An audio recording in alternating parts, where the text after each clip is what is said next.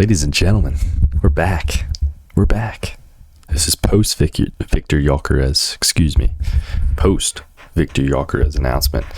To call this a daily show is a crime.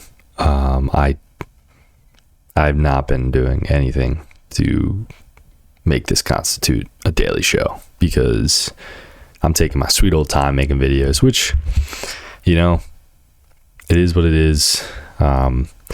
I missed the Newcastle game. I was sleeping in. I had a long day the day before. Took my time, went to sleep. It is what it is. That's just the way the cookie crumbles. Thursday. Not going to be able to do a live stream. Maybe the first half, but that's about it. I just have other stuff going on. Again, that's just the way the cookie crumbles. But I'm still here. I'm still showing up. That's all that matters. I'm still trying. And if I can't do it all the time, I can't do it all the time. I'm still here. I'm still trying. I'm still putting in my best effort. And you know what? That's all that counts to me. So we have a more relaxed show today. Not a lot's going on. Unless you want to watch the boys practice or see the Gyokere behind the scenes, which just dropped as I'm recording this. So yeah, not a lot to talk about. Honestly, it seems like transfer stuff is slowing down as it should. We spent, under 300 million pounds, but we got 6 players.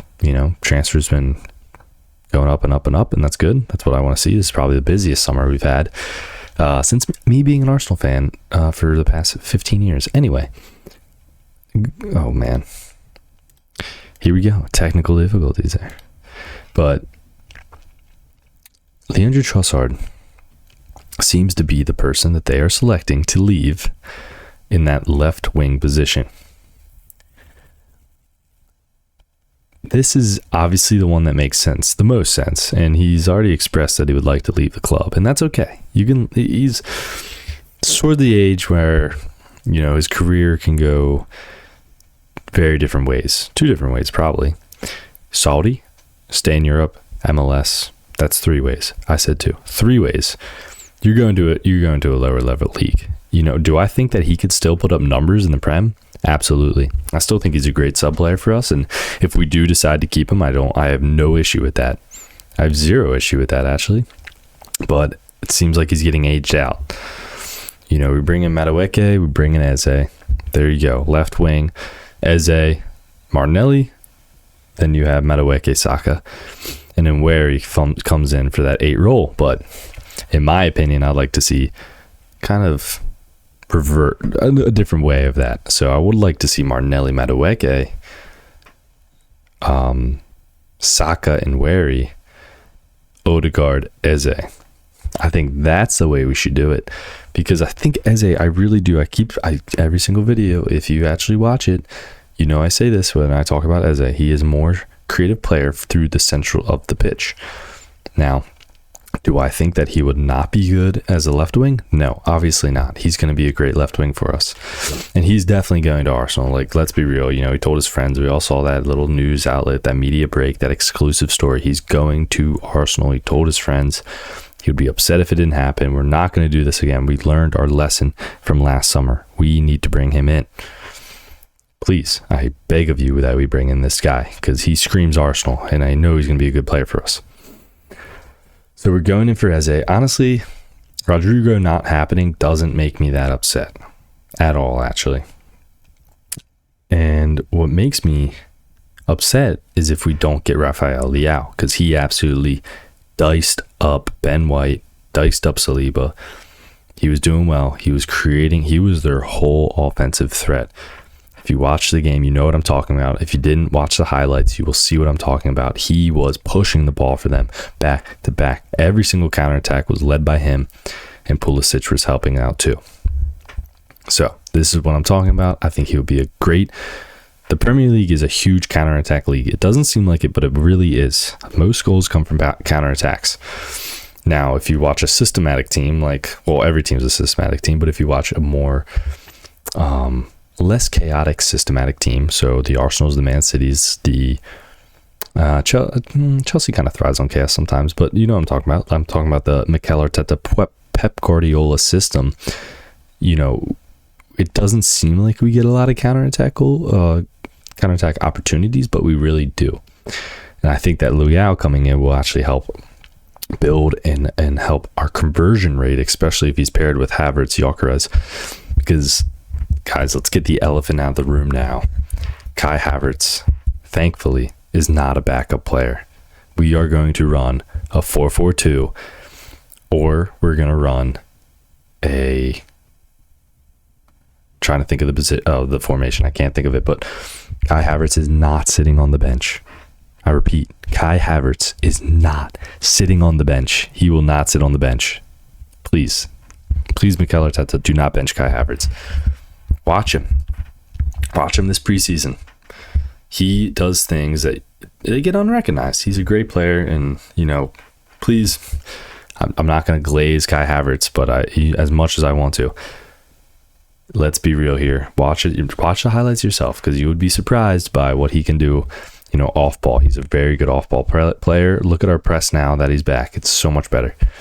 Anyway, so I don't even remember what I was talking about. All I'm talking about is Kai Havertz is not a bench player.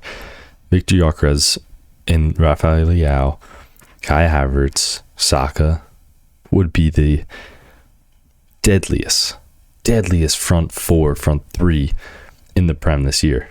I don't know how Mikel Arteta is going to do it, but he will do it, and it will be good. I promise you that.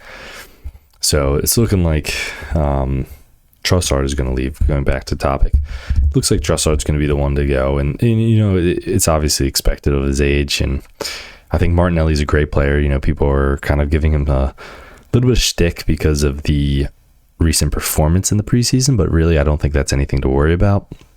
I still think he's doing a good job. I think he has a lot to offer to this squad, and he's a pace player. If it's him and Leao, I think that's a deadly left wing duo, and I think that they will both be very good players when inserted into the team. I really do, and I think they're both pace players. They both push counterattacks. They're great players.